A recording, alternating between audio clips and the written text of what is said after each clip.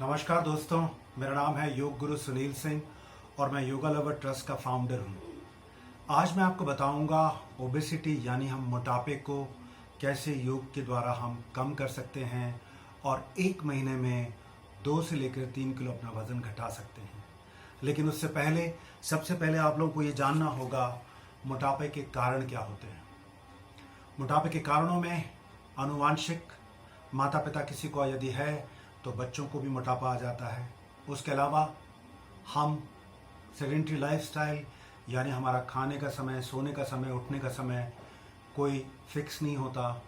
उसके अलावा किसी भी प्रकार के फिजिकल फॉर्म ऑफ एक्सरसाइज का ना करना, कुछ ऐसी मेडिसिन आप लेते हैं उसके कारण भी कई बार आपका मोटापा बढ़ जाता है, और तेलीय गरिष्ठ पदार्थ का सेवन, थायराइड ग्लैंड का प्रॉपरली काम न करना और तनाव प्रमुख रूप से ये सारे कारण हैं जिसके कारण आपको मोटापा हो जाता है। तो आज मैं आपको विधि पूर्वक बताऊंगा कैसे हम योगाभ्यास के द्वारा अपने मोटापे को कम कर सकते हैं। सबसे पहले जो क्रिया है वो हमारे थायराइड एंड पैराथायराइड ग्लैंड के लिए होती हैं। ये 3 क्रिया मैं आपको बताऊंगा। पहली क्रिया में आपको क्या करना होगा, हम अपने दोनों हाथ को रब कर लेंगे, करते हुए यहाँ की मसाज करेंगे और इसको निरंतर करेंगे मिनिमम 3 मिनट्स। तो आइए करते हैं पहली क्रिया। हमने हाथों को घर्षण किया,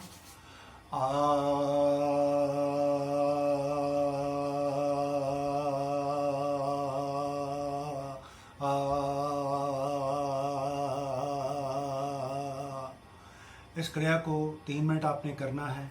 दूसरी क्रिया में आपने क्या करना है, योग में कहलाती है सिंह गर्जना आसन। इसमें हमने क्या करना है, हमारे दोनों हाथ इस तरह से सामने होंगे, अपनी जिह्वा को हम बाहर निकाल लेंगे और जहाँ पे महिलाएं बिंदी लगाती हैं वहाँ हम देखेंगे और शेर की तरह गर्जना करेंगे, जैसे शेर जंगल में गर्जना करता है। देख लीजिए कैसे करना है।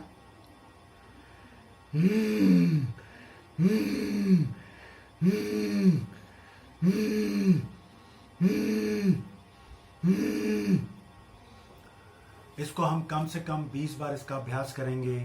तीसरी क्रिया योग में कहलाती है उज्जायी श्वास की क्रिया। इसमें हमें करना क्या होता है, पद्मासन सुखासन में बैठ जाते हैं।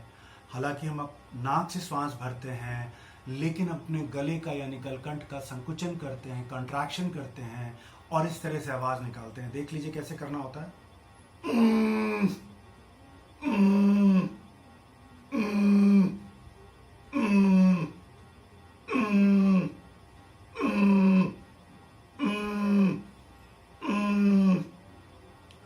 इन क्रियाओं से क्या होगा, ये तीनों क्रियाएं हैं, हमारा thyroid and parathyroid gland activate होगा।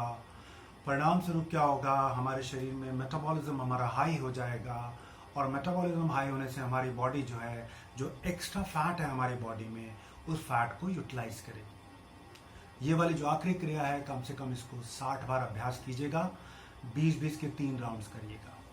उसके बाद मैं आपको कुछ योग के अभ्यास बताऊंगा जिनको यदि आप निरंतर करेंगे तो आप देखेंगे काफ़ी हद तक आप मोटापे से छुटकारा पा पाएंगे। इसमें करना क्या होगा, उत्तान पादासन के 3 वेरिएशन करने होंगे।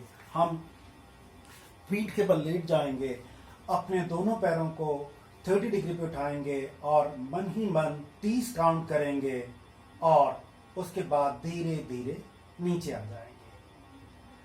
30 डिग्री के हम 3 सेट्स करेंगे, यानी 30 काउंट करते हुए 90 काउंट करते हुए 30 डिग्री पे करेंगे।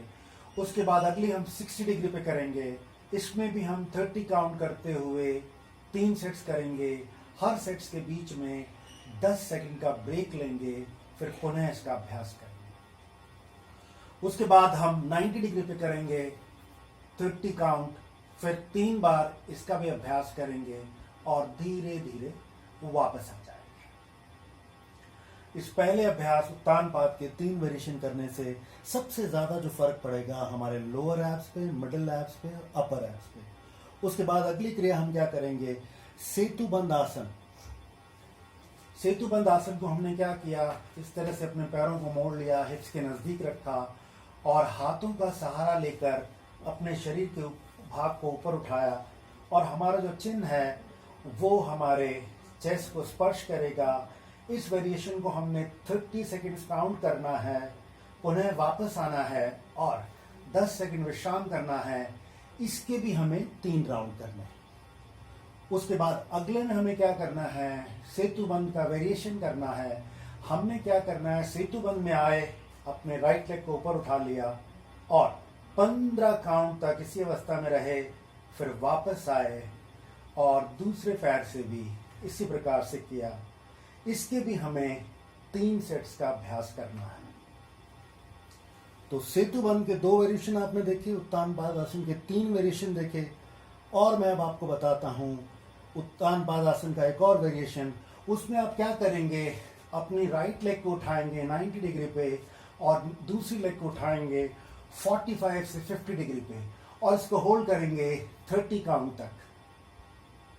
फिर पुनः चेंज करेंगे, दूसरी लेग को 30 डिग्री पे मतलब उठाएंगे, 30 काउंट पे, 90 डिग्री पे को उठाकर इसको भी आप 30 काउंट तक होल्ड करेंगे। इसका 1 चक्र होगा। उस तरह से इसके भी आपको 3 चक्रों के अभ्यास करने हैं। उसके बाद योग का एक बड़ा प्रोमिनेंट आसन है जिसको हम कहते हैं संतुलन आसन, और उसको जिमिंग की लैंग्वेज में कहते हैं प्लैंक। संतुलन आसन में कैसे करना होगा ये देख लीजिए। इसमें हमने क्या करना है, अपने दोनों एल्बोज के बीच में हमें कंधों के बराबर फासला रखना है, सामने की ओर देखना है और पहला सेट हमें मन ही मन 40 काउंट करके पहला सेट करना है और उसके बाद धीरे से वापस आ जाना है, 10 से 15 सेकंड ब्रेक करना है। फिर दूसरा सेट के लिए हमें 50 से काउंट करना है और जब हमने 50 काउंट कर लिया फिर हमने 15 सेकंड ब्रेक किया। उसके बाद तीसरे सेट को हमें 60 काउंट करना है और इस तरह से हम इसके 3 सेट्स करेंगे। उसके बाद योग का आसन कहलाता है भुजंग आसन। भुजंग आसन में क्या करना होता है, हमारे शरीर की जो आकृति होती है वो स्नेक यानी भुजंगनुमा हो जाती है। इसको भी हमें 3 सेट्स करना है। पहला सेट्स हमने क्या किया, सांस भरते हुए ऊपर गए, हमारी एल्बोज हमारी बॉडी के नजदीक रहेंगी और हम अपनी गर्दन को पीछे की ओर मोड़ेंगे, 30 सेकंड रुकेंगे और धीरे धीरे वापस आएंगे और 10 सेकंड विश्राम करेंगे।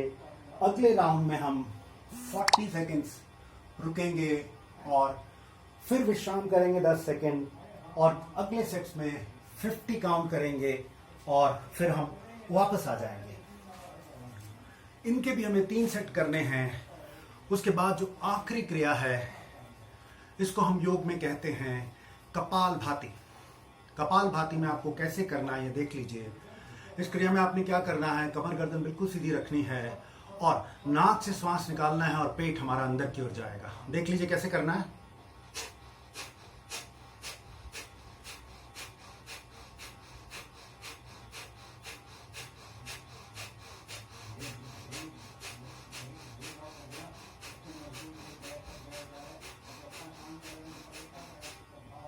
शुरू में आपको कम से कम 200 स्ट्रोक्स का अभ्यास करना है।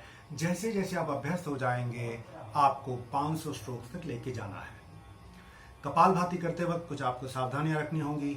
जिन लोगों को हाई ब्लड प्रेशर है, हार्ट की प्रॉब्लम है, अल्सर है, हर्निया है और प्रेग्नेंट वुमेन को कपालभाति का अभ्यास नहीं करना है। तो ये जो मैंने आपको योग के अभ्यास बताए, यदि आप इनको निरंतर करते हैं तो आप देखेंगे 1 महीने में आप में इतना परिवर्तन आ जाएगा जिसकी आपने कल्पना नहीं की होगी। कोशिश करिए कैलोरीज के इंटेक को कम लीजिए, रात का भोजन जल्दी कर लीजिए और कैलोरीज के इंटेक को कम लेंगे तो आप बर्न ज़्यादा करेंगे। और ये जो मैंने आपको क्रियाएं बताई हैं, योग के आसन बताए हैं, यदि आप इनको निरंतर करेंगे तो आप लाभान्वित होंगे। धन्यवाद, नमस्कार।